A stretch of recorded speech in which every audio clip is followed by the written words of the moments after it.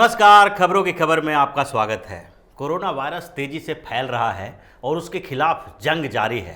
पूरी दुनिया भर में 2.5 लाख से ज़्यादा मामले कोरोना संक्रमण के आ चुके हैं और 10,000 के करीब लोगों की जान चली गई है। 10,000 लोगों की मौत हो गई है।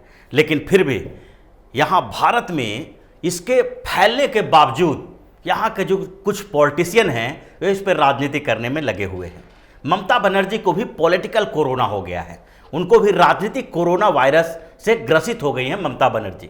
जैसा कुछ दिनों से वो बयान देती रही हैं और जिस तरह से कोरोना पर भी उन्होंने राजनीति की है, उससे तो यही लगता है कि ममता बनर्जी और पाकिस्तान के प्रधानमंत्री इमरान खान के बीच कोई खास अंतर नहीं है। आप पूरे क्रोनोलॉजी को देखिए। जब कोरोना वायरस यहाँ तेजी से फैलने की कगार पर था और भारत में भी इसके मामले शुरू होने वाले थे, जब भारत में कुछ लोग इसके संक्रमित पाए गए और भारत सरकार इसके खिलाफ मुहिम चला रही थी, यहाँ तक कि चाइना में जो भारतीय छात्र फंसे हुए थे उनको वापस बुलाने के लिए जद्दोजहद में लगी हुई थी।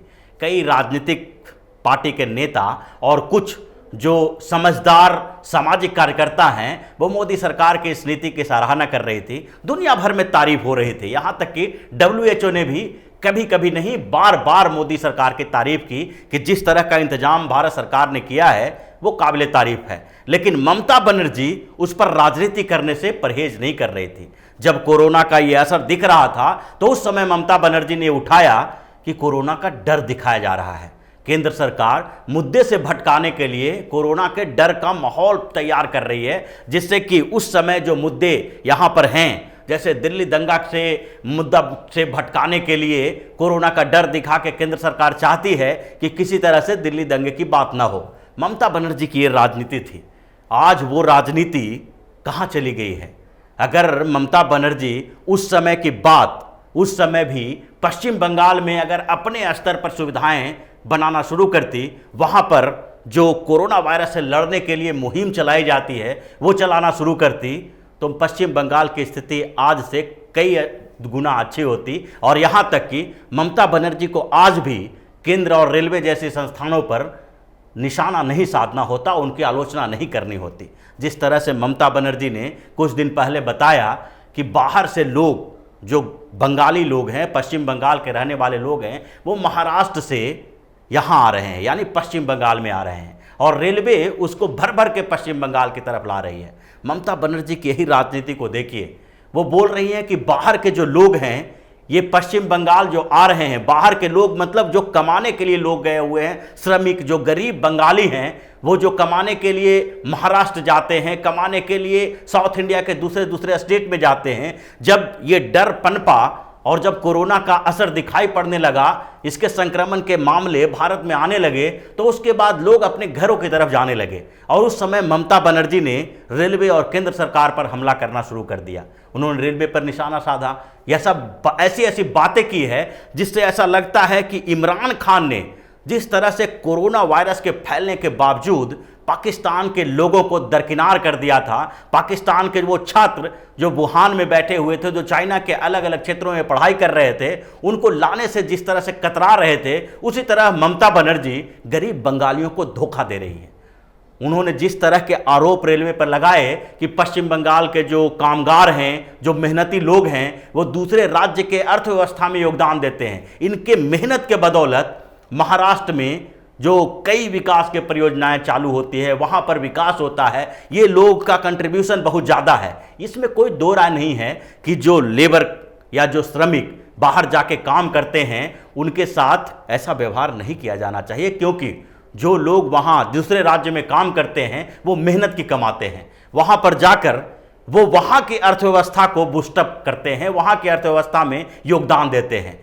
जहाँ पर वो श्रमदान करते हैं वहाँ उनके लिए व्यवस्था होनी चाहिए। लेकिन ममता बनर्जी का भी एक कर्तव्य बनता है कि ये जो सही और गलत का शिक्षा देने के बदले अपने यहाँ की व्यवस्था सुधारें और जो श्रमिक, जो कामगार, जो बाहर कमाने वाले लोग पश्चिम बंगाल की तरफ आ रहे हैं, उनकी सुविधाओं का ख्याल रखें, न कि उनके ऊपर निशाना साधें। वो तो इंस्ट्रक्शन दे रही हैं कि जो जहाँ पर हैं, जो पश्चिम बंगाल के श्रमिक कामगार जो महाराष्ट्र में हैं वो महाराष्ट्र में ही रहें, यहाँ से पश्चिम बंगाल की तरफ नहीं आए। यही भाषा का इस्तेमाल इमरान खान ने उस समय किया था जब चीन में कोरोना वायरस फैल रहा था।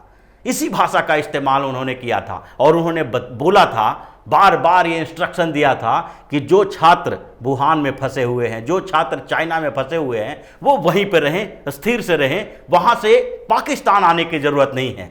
लेकिन हुआ क्या, पाकिस्तान में कोरोना वायरस तेज़ी से फैल रहा है। इमरान खान कटोरा लेकर भीख मांगते चल रहे हैं, कर्ज माफ़ी की बात कर रहे हैं और यहाँ तक कि बार बार ये दुहाई दे रहे हैं कि कोरोना वायरस से लड़ने के लिए हमारे पास संसाधन नहीं है, हमारे पास जो हमारे ऊपर कर्ज हैं उसको थोड़े दिन के लिए एक्सटेंड कर दिया जाए, पोस्टपोन कर दिया जाए और उसका जो इंटरेस्ट लगता है उसको माफ़ कर दिया जाए ताकि हम ये वैश्विक महामारी से लड़ सकें। लेकिन उस समय जब पाकिस्तान के छात्र चाइना में फंसे हुए थे तो उनको ये नहीं लगा कि वो उनके ही देश के छात्र हैं, उनके ही देश के लोग हैं जिनको वापस बुलाना चाहिए, जिस तरह से भारत सरकार बुला रही थी।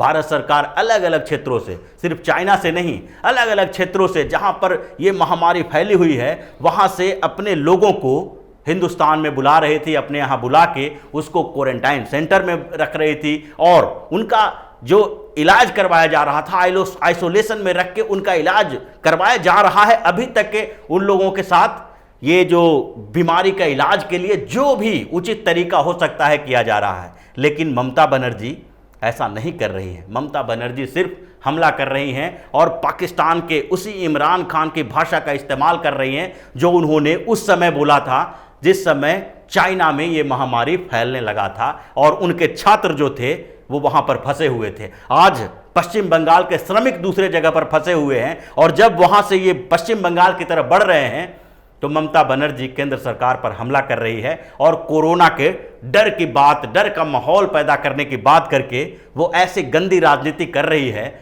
जिसके लिए उनको कभी भी माफ नहीं करेगी पश्चिम बंगाल की जनता। पश्चिम बंगाल में अब चुनाव होने वाला है, चुनाव में 14-15 महीने का समय बचा हुआ है और इस बीच जिस तरह से उन्होंने सीएए और एनआरसी के मुद्दे पर पश्चिम बंगाल की यानी बंगालियों के मानसिकता के साथ खेला है, बंगालियों के भावनाओं के साथ खेला है कि पश्चिम बंगाल में किस तरह से सीएए और एनआरसी का विरोध किया जाना चाहिए, हंगामा खड़ा करना चाहिए ताकि जो बंगाली हिंदू बांग्लादेश से वापस आए हैं पश्चिम बंगाल में उनको नागरिकता न दी जा सके।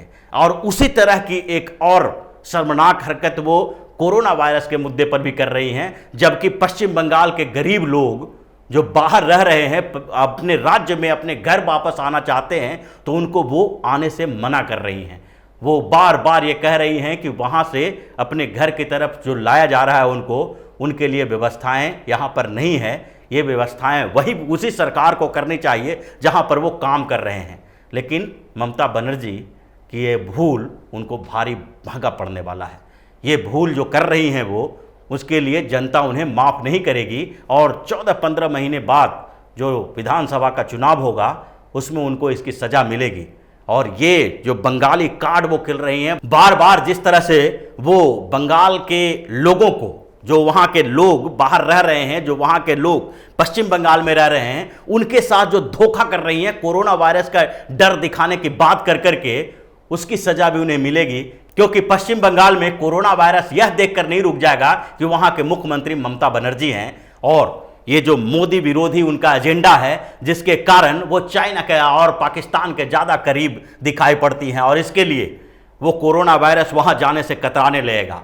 वहाँ पर भी इस महामारी का प्रकोप है और इसके लिए वहाँ सुविधाएं बढ़ाने की बात होनी चाहिए, सरकार के साथ खड़ा होना चाहिए। और ऐसे आपदा के दौर में जो ये महामारी है वो कोई भारत में नहीं फैली हुई है, ये वैश्विक स्तर पर फैली हुई है, विश्व के अलग अलग देशों में फैली हुई है। और अमेरिका जैसा समृद्ध देश भी 10,000 से ज़्यादा कोरोना वायरस के संक्रमण का शिकार हो चुके हैं, वहाँ पर भी मौतें हो रही है और अमेरिकी राष्ट्रपति डोनाल्ड ट्रंप भी चाइना को इसके लिए जिम्मेदार ठहरा रहे हैं।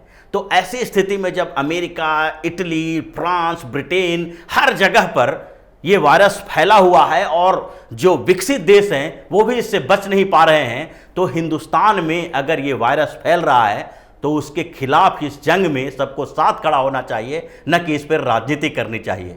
और जिस तरह से ममता बनर्जी ने इस वायरस का मजाक उड़ाया है, जिस तरह से उन्होंने केंद्र सरकार की जो पहल थी उसका मजाक उड़ाया है, उसकी सज़ा उनको भुगतनी पड़ेगी। और वो सज़ा भुगतने के लिए 14-15 महीने का इंतजार करना पड़ेगा, जब पश्चिम बंगाल विधानसभा चुनाव में इस बार लोग जो हैं वो पश्चिम बंगाल के कुर्सी से, मुख्यमंत्री की कुर्सी से बेइज्जत करके ममता बनर्जी को बाहर फेंकेंगे। तो इसी तरह की खबरों के साथ फिर से हाजिर होंगे। तब तक के लिए बने रहिए हमारे साथ और देते रहिए हमें सहयोग, ताकि इसी तरह की खबर हम आपके लिए लाते रहें। धन्यवाद। अगर आपको हमारा वीडियो पसंद आया हो तो इसे लाइक करें, हमारे चैनल को सब्सक्राइब करें और हाँ, बेल आइकन दबाना ना भूलें, ताकि आप तक हमारे वीडियो की नोटिफिकेशन पहुंचती रहे। आप अपना सुझाव हमें कमेंट बॉक्स में दे सकते हैं। हमारे साथ जुड़ने के लिए शुक्रिया।